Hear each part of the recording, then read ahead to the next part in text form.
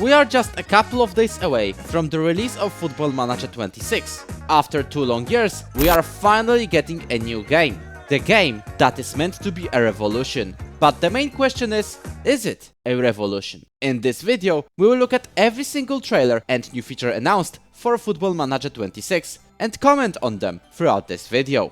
There are 4 major changes that we will see in this year's game. And first, I would like to sort out the elephant in the room.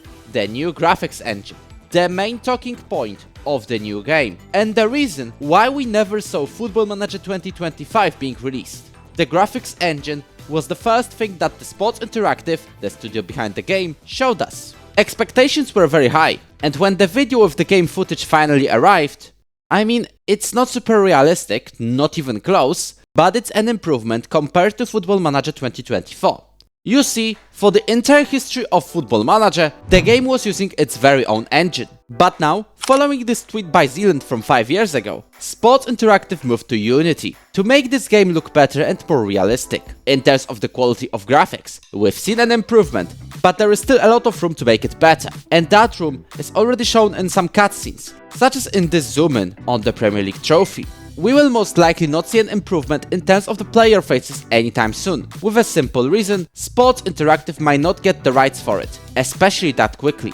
However, it's the player movement where we see the real change. For example, when we're about to see a duel for possession or a dribble, the game would often show us 2 people just stopping and one of them would magically take control of the ball. Or, if the attacking player succeeded, a sudden acceleration. And this particular example in the FM26 reveal shows we will now see players moving much more like in real life. Running towards the opponent, making a feint or a trick in front of them, and then accelerating, without stopping of course. The stadiums and the environment got a visual improvement, but there are still some random designs here and there. Like what is happening here at Anfield? A corner stand with just 1 floor? We will also see a new highlight system, which now includes new camera angles and an option to adjust the amount of play we see in relation to the tension of the match. A change I personally will try out when I start making the FM26 careers. Overall, my thoughts are simple.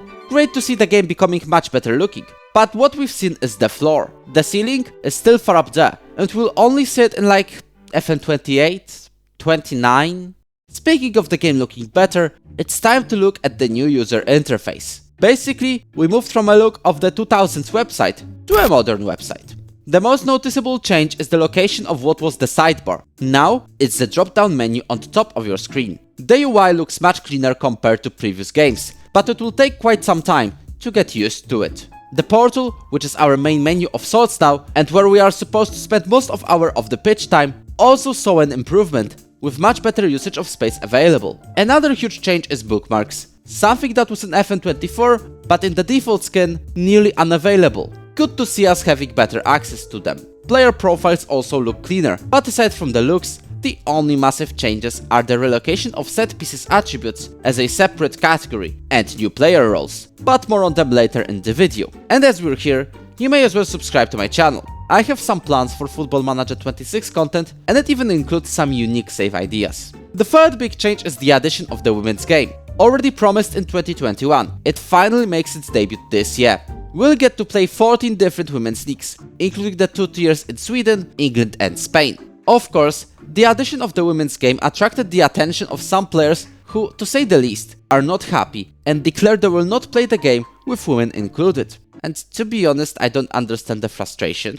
You can just not load the women's leagues in your save. It's an option, not a requirement. To be honest, even though I myself do not plan to manage a women's team, I like this addition. Women's football is getting more and more popular, and the rise in attendance figures only confirm that's the case. So, it's a good thing to see women make it to the game. It's a huge milestone actually. I do not expect it will be super popular though, maybe aside from some curious people fresh after release. I found this article from videogamer.com, which listed every league's popularity in the Football Manager 2024 in the base game. English leagues dominated the ranking obviously, but there was quite a loud brand new league that was added in that game, the Japanese league, and 3 tiers of it. Every single of those tiers landed around the 25th place, and I think the most popular women leagues will finish somewhere around there. But again, let's see what happens in the proper game.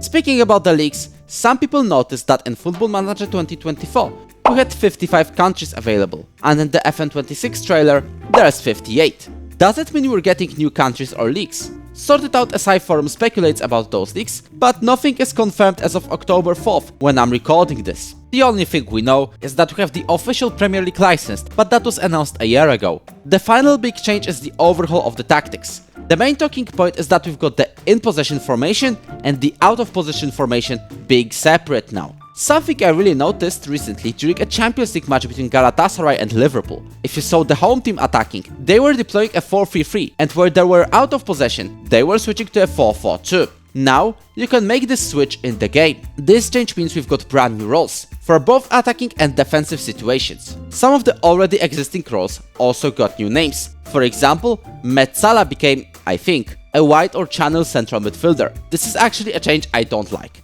Even though I understand Sports Interactive wanted to incorporate more of a language from the dressing room.